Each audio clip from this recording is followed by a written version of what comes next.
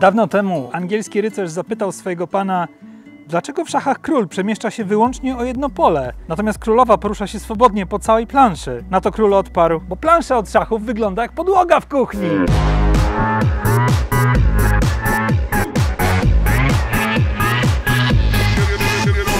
Jak na smutny i słabo oglądany kanał o Anglii i Anglikach, podejrzanie mało w tym programie Anglii i Anglików, pomyślałem, że przy okazji tego odcinka wyjdę z domu, pogrzebię trochę w odmętach Bostonu i wyciągnę na światło dzienne jakichś rdzennych tubylców. Zapytam przy okazji, jak im się żyje w nowej Wielkiej Brytanii, a więc w kraju, w którym lokalny zegar ponownie wskazuje 1973.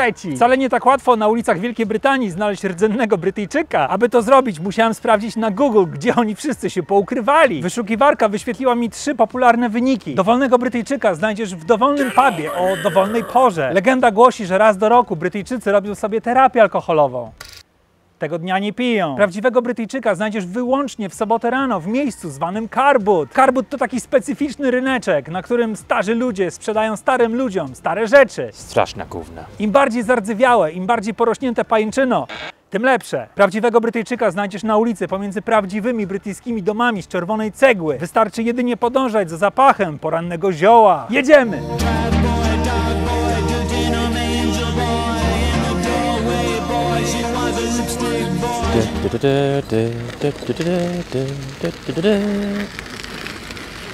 We're in English territory now. They'll stare at you, but they won't speak to you. No i jak się czujesz po Brexicie, Jakuś? Spokojnie żyje się w kraju z podomykanymi granicami? It feels like how it was 10 years ago, 20 years ago, before all the immigrants came. Now, I don't need a job. Things after Brexit? Yeah. We only talk about the weather in here. If you want more of a discussion, we go to a good old English pub. Come on along. This is my dog, Brexit. You might remember her. Oi, Brexit. You alright? Good. So, no, I'm really annoyed actually, because what it looks like is you lot come over, steal all our jobs, all our women, which you can have, and ruin our economy, build your houses, and then bugger off and leave us in the shit. And now we ain't got no fuel, so I've had to create a fuel finder, right down here. This is the fuel finder. Brexit, find me fuel. No to jak tam? Lepiej teraz po Brexicie z zamkniętymi granicami? Oh mate, I'll tell you what, the best thing about it, we haven't got those stupid little European bureaucratic people above us now talking, saying how to live our lives, live our rules, what's the shape of our bananas and cucumbers. I'll tell you what, there's nothing better than a good British banana. A mógłbyś wyjaśnić Polakom oglądającym ten odcinek, co to jest Carbut? Bo ja jako polska kiełbasa mam z tym problem. Car boots for English people. It's home. Yeah? We come here not to buy anything because it's all crap. We come here just to see each other and to see how many teeth we've got. Yeah. But overall, family. We come here to see family because we can't meet each other in towns anymore in case we get attacked by immigrants. You said what about, huh? Car boots. Now, car boots are good because there's some very stupid people out there that like to go up really stupidly early in the morning, take their shit that they got in the house down to a local field that is muddy and shit after being a massive rain. Everyone in anoraks. Now, when you get down there, you've got to set some good prices. You've got to be able to bargain and haggle like a real English person. £100 each. Now, if you want to get some good deals, get down there and know how to haggle like a British person. We see a price, we go, and I'll take 20p off that.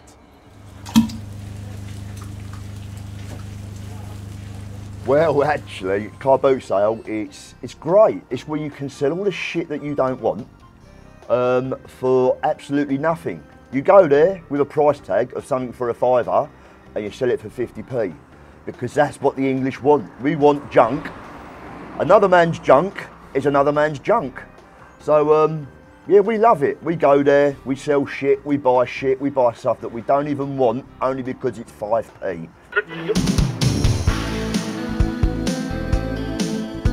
Być może w Anglii nie ma paliwa. Być może w Anglii nie ma rąk do pracy, ale dzięki serwisowi VPN Surfshark w Anglii na pewno nie ma problemu z dostępem do internetu z całego świata. Korzystając z Surfshark, nawet jeśli podróżujesz po różnych częściach globu, to swoją ulubioną argentyńską operę mydlaną możesz oglądać z dowolnego zakątka naszej planety. Losy Pedro, Gianluki i ich dziecka Bambino możesz śledzić nawet w krajach, które krzywo patrzą na człowieka z laptopem na kolanach i komórką w kieszeni. Con uñas y dientes, no como vos, que a la primera de cambio lo de... Dzięki opcji szyfrowania danych, korzystanie z publicznych sieci Wi-Fi stało się o wiele bezpieczniejsze. Dodatkowo, mając włączony Surfshark, ogłupiasz aplikacje, które śledzą twoją lokalizację geograficzną. Dzięki temu możesz zapłacić telefonem na stacji benzynowej za paliwo i nikt się o tym nie dowie. A będąc na wczasach w słonecznej Korei i przyjaznej Australii, możesz dowolnie korzystać ze światowych mediów społecznościowych, a nawet pisać posty pokroju wolny jak ptak, czy mogę wszystko. Zarejestruj się w serwisie Surfshark już dziś, a dostaniesz 83% zniżki na serwis oraz 3 miesiące usługi za darmo. Po więcej szczegółów zapraszam do linku w opisie.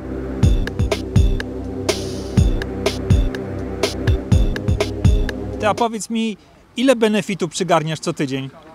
Well, hold on. Gerald, how much benefits am I receiving per week? Okay. £227.61. I don't need to work anymore. But you do. Ile dostajesz benefitu? I claim very little benefits. I can't remember what I claim. 1 second. Ah, that's it, a marriage allowance. You get married in UK, you get paid for being married. It's only £20 a week, but it's something good. An extra £20 in my back pocket than those stupid bad boys down in Westminster. Cheers to you all. Benefits. Well, thanks to you lot all buggering off, I was the trainer in the factory, and now you've all gone, they don't need me no more, so they made me redundant. So I'm on full benefits, which I must add, thank you very much, because I ain't got to work and I earn a fortune. O, a powiedz mi, ty uważasz, że polityka rozdawania benefitów na lewo i prawo to dobra polityka? Albo to, że na każdym osiedlu 30% domów musi należeć do Rady Miasta, żeby zamieszkała tam jakaś patologia? I've told you before, me and Boris, best friends, I rang him up and said, look, I don't want to work anymore. Is there anything, you can do about it? So he's like, yeah, Brexit. I'm like, okay, sure, yeah, let's do it. Let's do Brexit, yeah? And then obviously, now immigrants gone, I don't work.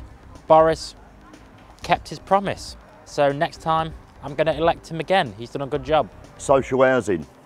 I wouldn't mind, my rent costs a fortune, but I can't get a council house because all the other people are getting them. Not you lot. There's a new lot that have come in. You lot have buggered off and been replaced by a new lot. The difference is, you lot speak English, the new lot don't. Annoys me, yeah. 3 houses for everyone, unless you're not English. 3 houses are for everyone, but if you're English, you ain't getting one, right? If you come off a boat, we'll give you a house. If you walk over, we'll give you a house. But if you're born here, buy your own. Okay then, mate. So when we're talking about social politics, all you need to know is the fact that we're building more houses that I can own, so people like you can live in them. Now, when I own a house, I make sure that everything's smart, everything's good, but we don't want more houses for the people that are just going to trash them. So as you've recently realised, we're now taking in more Afghans. We're going to get them in those houses and into our factories. A czujesz już te zmiany po zamknięciu brytyjskich drzwi, czy to jeszcze za wcześnie na to? Yeah, yes. I've got to look around. Yeah. My Polish great-great-great-grandfather no longer lives here because he's dead. Well, there's loads of lorry jobs if you've got a licence, but I can't afford to take a licence because I ain't got a job. Can't smell no Polish sausages anymore, which is alright because I don't like them. Russian vodka disappearing slowly off the shelves. Got to go back to the fake Smirnoff. Changes after Brexit? Well, of course we're already seeing changes. We've already got one of those great deals that we were promised from Australia. G'day, mate! So, if you want to think about it, we want to get some of those little Tim Tams Boris was promising us, plus some great little imports of cheap beef, because our UK farmers, they're not producing as much because they're getting bent over backwards.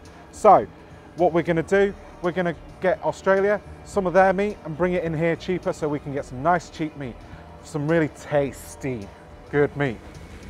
Jackuś, a ty uważasz Brytyjczyków za dwulicowych? Wiesz, takich, co twarzą w twarz udają przyjaciół, ale w tym samym czasie jedna ręka dobiera wielkość noża, którą wsadzi człowiekowi w plecy. No, of course not. We are not two-faced. We tell it how it is to you, your face, but we do it very intelligently. We have what's called sarcasm. Do you know what sarcasm is? Everyone stabs everyone in the back. Is that Tom's workplace?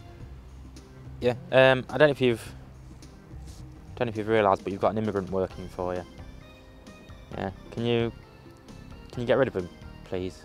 Are we two-faced? Show me someone who ain't. Brexit now, so Brexit means no immigrants ever. Not even for lorry driving. Thanks. Yeah. I won't mention any of it to him whatsoever. Okay. Yeah. Cheers. All right. Bye. That was sarcasm at its best, because you just answered the question that I didn't want you to ask or answer. Now, as regards to two-faced, my mate, he's going to have a good few drinks with me, and after these few drinks, everything stays at this table. Nothing goes anywhere else. As we say, what happens in the pub stays in the pub. And if you want, we'll have some prime examples where if you get into an office, maybe there's a bit more two-facedness. You know how it is with stupid little office politics? They're going to be putting, oh, I want to be better than this person. So watch yourself in an office, people. Ty, a powiedz mi, co było nie tak z krajem, do którego każdy mógł przyjechać i zacząć pracę? Nothing. Apart from you, look. Yeah? Have you got a mirror? That'll show you what's wrong. Yeah? Brexit has made Britain a proud country. We don't need lorry drivers anyway. We'll transport it ourselves. Yeah? We've got horses. We'll go back to pulling everything by horse. No one needs lorry drivers. Or immigrants. Yeah? English people will step up to the mark and they will drive the lorries. They will go out and get those free HGV licenses where you no longer have to reverse in your test, and will drive lorries. But the food's going to stay on the lorries because we can't reverse into the bays and unload the food. I'll tell you what was wrong before this country, before Brexit, was we had so many fruit and veg, it was just all going rotten in the workplace. Now you lot have all buggered off, we ain't got nothing. So what are we supposed to eat? And we're supposed to pick, you want me to go and pick a cabbage? Ain't happening, mate. My dog Brexit, over there, as you can see, she loves to chase Polishmen, but now there's no one for her to chase. You're selfish. You come here, you give us too much food, you leave us with no food, and my dog can't chase you. Okay, so there wasn't much wrong before Brexit with freedom of movement. I love freedom of movement. Part of the reason why, because I went and worked abroad in Mallorca, got drunk every night and got paid for it. That is how you know how to live the life. When you can drink, you can party, enjoy a bit of sunshine, and you just don't know. But the thing is, those people over in the government, in the EU, they didn't know what they was talking about, especially with British people. Us British people, at one point, we used to run the world. So why would I want to change that? Let's go back independent and become the new British stage across the world. Co dobrego według Ciebie zrobił Boris Johnson dla tego kraju? Bo według mnie najwięcej by zrobił, gdyby nic nie robił. He took Britain back to the good old days of the 16th century, when there wasn't a lot of people here and there wasn't any money. But it's okay, because all English people are now, not immigrants, but all English people are now happy. Apart from London. We don't need London anyway. Is there anything Boris has done for good for this country? Yeah, he's set a new world record, I understand.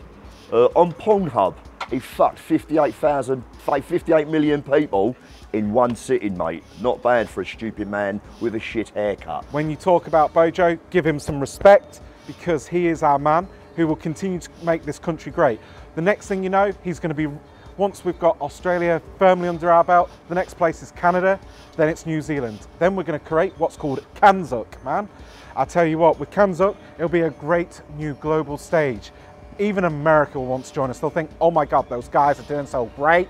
So when you think about us as a nation, we help populate the world. Actually, one second. Didn't the Spanish and Portuguese do that as well? Oh, sugars. Now, not forgetting, with Bojo, he is sorting out many more trade deals.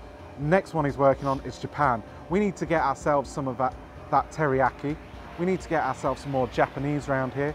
And then what's next? The final bit is we're going to get some more games from Nintendo. And we're going to have a centralized Nintendo base just here. Freedom! Moim zdaniem bez wolności emigracji długo nie pociągniecie. Nie wiem, daję wam maksymalnie 5 lat. English people, selfish. Yeah? We've already started begging you to come back and work. But for one reason. English people love a roast dinner. Yeah? And we've got to think about ourselves at Christmas. So we're like, yeah, you can come back and you can work and just up until December the 24th. And then you go back home. But we must have our Christmas dinner. After that, do what you want. I don't care. What did you just say to me? We're going to be snivelling back to that stupid EU? I don't think so. We're going to be joining up with Japan, Kanzuk. We're going to have some global stage, and you can stop talking stupid to me. Because Europe is behind us now. 5 years? 5 minutes, mate. We're already calling you back. Who's going to deliver our fuel? Who's going to fix the drain pipe? Not 5 years, mate. We'll have you back within minutes. But the difference is, you're going to come back, nick all our jobs again, and then you're just going to screw us all up again, and then once you've all got your money, built your houses, you're going to go back again, and then we'll have another fuel crisis, and then what's going to happen? Repeat. Call you back, deliver our fuel, bugger off, repeat, bring you back. Not 5 years, mate, 5 minutes. The only European I like is you, Tomek. No one else. The rest of them make me have less money. Now they're gone, I still have no money.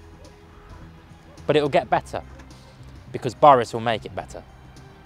Trust in Boris. The future is Britain. The future is best. And I tell you what, you're going to miss out on what we're going to see. And even though we've got Kanzuk coming, it's going to be totally British. We're going to change everybody's mind on Britain, and we're going to go. So get away from me.